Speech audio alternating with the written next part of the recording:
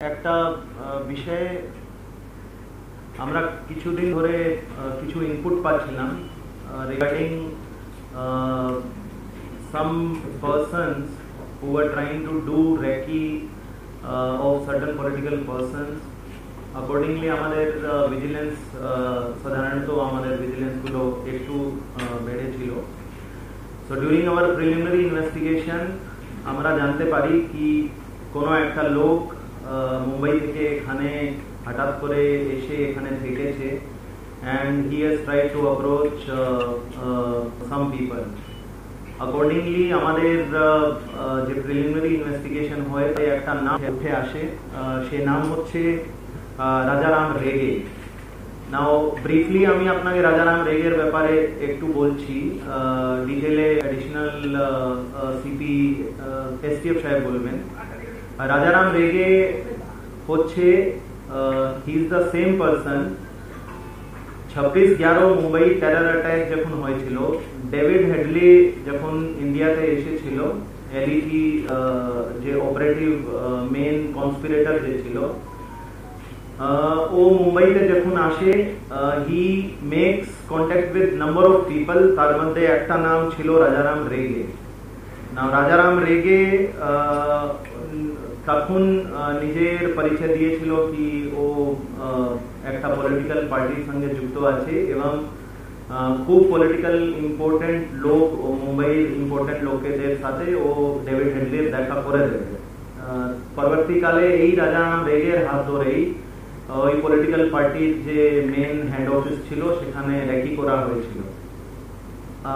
তো সেই রাজারাম রেগে এখানে আসে একটা হোটেলের নাম হচ্ছে ওরা, শেক্সপিয়ার সারনি থানা এলাকায়, ওখানে দুদিন ছিল এবং ও এখানে এসে somehow he obtains mobile number of মাননীয় এমপি অভিষেক বন্দ্যোপাধ্যায় এবং ওনার পিএ এর মোবাইল নাম্বার ও কোথায় থেকে প্রকিউর করে, কিভাবে প্রকিউর করেছে, কার থ্রু প্রকিউর করেছে সেটা আমরা ইনভেস্টিগেশনে খতিয়ে দেখছি। শুধু তাই নয়, he even tried to make contact with Honorable MP and his PA. He showed his willingness कि वो meet করতে চাইছে। ওনার অফিস এবং ওনার রেজিডেন্সের আশেপাশে রেকিও করা হয়েছে। So this is subject to our investigation कि why he has done this, and not only that, ও যে দুদিন ছিল তারপরে হঠাৎ করে ও এখান থেকে চলে যায়। This রাজারাম রেগে উনি একজন aged about 53 years old। উনি মুম্বাইতে মাহিম নামে একটা এলাকাতে উনি থাকেন।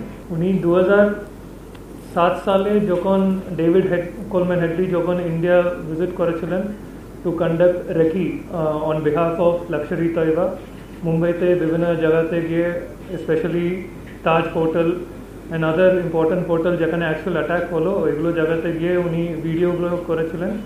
অ্যান্ড ওখানে মুম্বাইতে খুব ভেরি টপ পলিটিক্যাল লিডার্স তাদের বাড়িতে গিয়ে ওখানে ভিডিওগুলো করেছেন, তাদের সিকিউরিটিগুলোর সাথে কথা বলেছেন, ওখানকার সিকিউরিটি অ্যারেঞ্জমেন্টগুলো দেখেছেন। অ্যান্ড এই video specially Taj hotel and other হোটেলসের এন্ট্রি এক্সিট কীভাবে ঢুকতে হবে বেরোতে হবে এগুলো স্টাডি করে এই ইনফরমেশনগুলো he had given to Lashkar Taiba. So on that basis এই অ্যাটাকটা প্ল্যান হয়ে এক্সিকিউট করা হয়েছিল 26/11-এ। সো যখন উনি এখানে ছিলেন তখন উনি he was in touch with this Rajaram Rege. ওনার সাথে অনেকবার মেইলি যোগাযোগ হয়েছে, সামনাসামনি দেখা হয়েছে, হোটেলে নিয়ে গিয়েছেন, ওনার সাথে রেগুলার টাচে ছিলেন। অ্যান্ড রাজারাম রেগে ওনাকে এন্টারটেইন করেছিলেন দ্য প্রেটেক্সট দ্যাট উনি ওখানে মুম্বাইতে যারা top political and other leaders যারা আছেন তাদেরকে উনি আলাপ করিয়ে দেবেন, ওনাকে মিট করার ব্যাপারে হেল্প করবেন বলে উনি এরকম একটা প্রমিসে ওনাকে বলেছিলেন।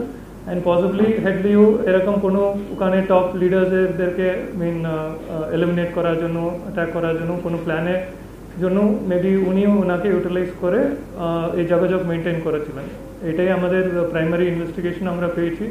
যেহেতু same similar kind of presence ওনার এখানে ছিল, এখানে একটা এসে একটা ইম্পর্টেন্ট পলিটিক্যাল লিডার আমাদের মাননীয় এমপি অভিষেক ব্যানার্জি ওনার সাথে ডাইরেক্টলি যোগাযোগ করার চেষ্টা, ওনাকে মিট করার চেষ্টা, অ্যান্ড ফর দ্যাট উনি একটা আনা ইম্পর্টেন্ট একটা পলিটিক্যাল লিডার রেফারেন্স উনি পাঠিয়েছেন বলে মিট করার চেষ্টা, এইগুলো দেখে আমাদের মনে হলো দ্যাট ওর কোনো খারাপ ইন্টেনশন হতে পারে। অ্যান্ড যেভাবে উনি এখানে এসছেন, যেগুলো যা দেখেছেন, এগুলো দেখে আমাদের মনে হলো দ্যাট ও কিছু খারাপ ইন্টেনশন হতে পারে, সেটার ব্যাপারে আমরা তদন্ত শুরু করেছি। অন দ্যাট বেসিস ওনাকে অ্যারেস্ট করে আজকে মুম্বাই থেকে এখানে আনা হচ্ছে।